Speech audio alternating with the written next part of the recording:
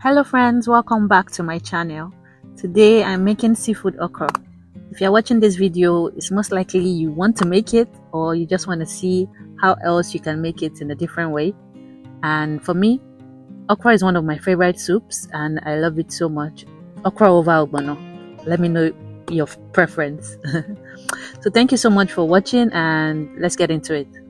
So firstly, I have some sliced okra. Then these are the major ingredients: some onions,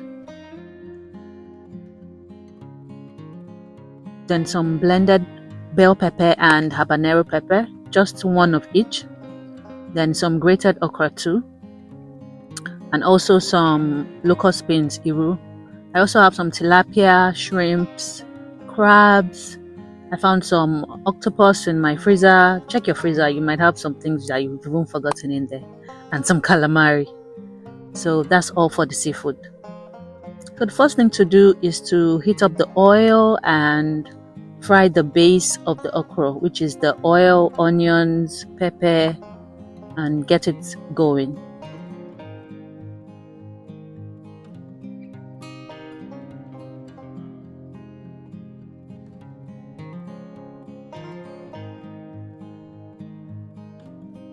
Then I go in with my blended habanero pepper and bell pepper.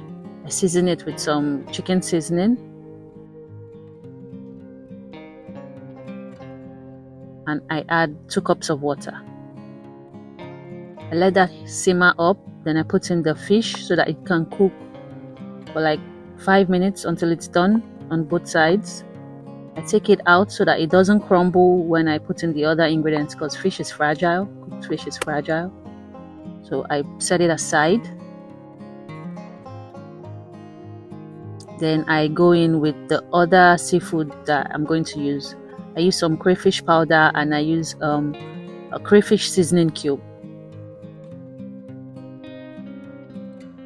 Then I go in with the crabs, the shrimps. You can use any seafood you have.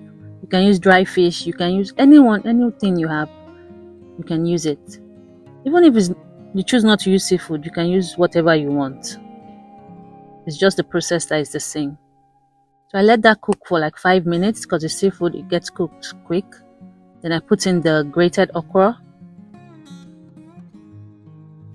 and I mix it all in before I then go in to add the sliced okra and the remaining fish and let it cook.